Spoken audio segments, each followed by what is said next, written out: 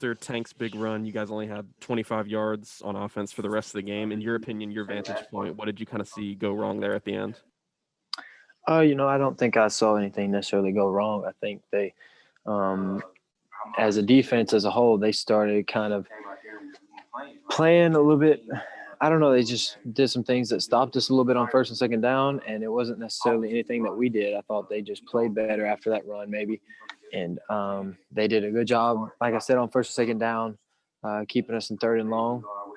And, I didn't even realize it was after his run. That's when they started stopping us. But they did a good job there in the fourth quarter. I thought they did a good job in the first and fourth quarter, stopping us. Ryan Hennessy. Well, that touchdown where you kind of eluded pressure there, can you kind of break down what you saw and how that play went down? It was an RPO, and our guys, they did a good job of pressing our guys, and it kind of took a little longer to develop, and so they brought some pressure as well.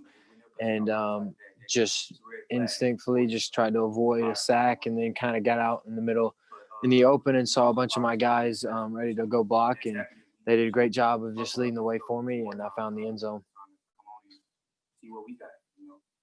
Christina Chambers. Like I said before, a couple plays didn't go our way. They played good.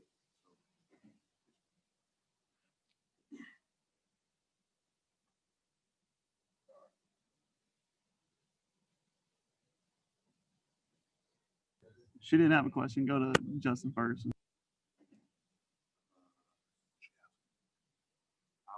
All right, Justin Ferguson. Hey, Bo, you guys didn't have very many shots or really any shots deep downfield. Was that more of the way Texas A&M was playing y'all, or was it more of the game plan? Just kind of what went into that? Yeah, we actually called quite a few shots, and they just played extremely soft and kind of a 3-4 deep shell that kept everything in front of them. And so because of that, we were able to take some check downs and move the ball, get some positive yards on first and second downs when we took our shots. But I just thought actually we had quite a few shot opportunities called. They just played them very soft and made us take check downs. Justin Lee. But what's next for you? I mean, I know you're going to listen to your coaches, but, big picture after this one, when you're looking in the mirror and you're talking with your teammates, what are some of the things you're going to, tell yourself and then tell them? We're going to do everything we can to win on Saturday, and that's all you can do from now until next week. And we just 6 more days and then see where see how the rest of the season ends up with the postseason and all that stuff. But whatever it takes for the next 6 days, just come out with a win. I mean, does that come from quarterback? That's the only way you can look at it, right? Can you say that again? In your experience as a quarterback, you're saying that's the only way you can look at it, right? That's right. Whenever you face a tough one like this, when you face a good opponent like A&M, when you face a very well coached, along with very well, they're skilled players and very good players. You have to just come back and regroup as a team, regroup as an offense, and come back on. When you start practice, come back, kind of start fresh, and go from there and put this one behind us. Mark Murphy. Yeah, how tough it was for you as a captain to see the seniors have a game like that on senior day? It's really tough just because of everything that they put in.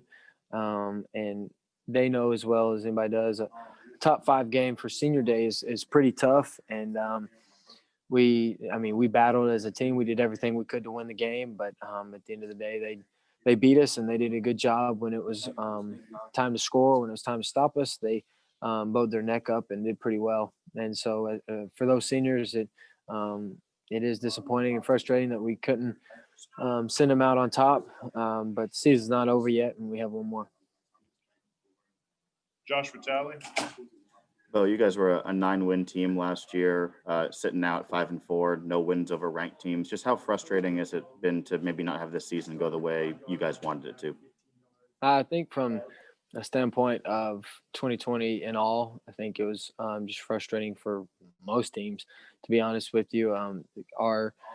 What we're used to and what we're accustomed to at the game of football hasn't been quite the same this year, and it's been completely different. We didn't at one point we didn't even know if we were going to have a season, so that was frustrating. But just learning how to go through adversity, and this is just part of the process. It's not like we got a bad team by any means. We played, 10 SEC opponents, and it wasn't like we were blessed with the opportunity of playing the lowest four like some other teams. But, we battled and we competed the entire season. And teams that maybe we were played that were ranked, they just had good football teams and they had great experience. And we take probably the 3 losses against Georgia, Alabama, and A&M. They were they all had really good teams with playoff hopes at the time we played them. And you can put a lot of things on a lot of people and say a lot of things about this and that, but at the end of the day, they were just better than we were when we played them. And that can go into the off season. That can go into not having a spring, not having a summer, not developing guys this off season and just sending them home.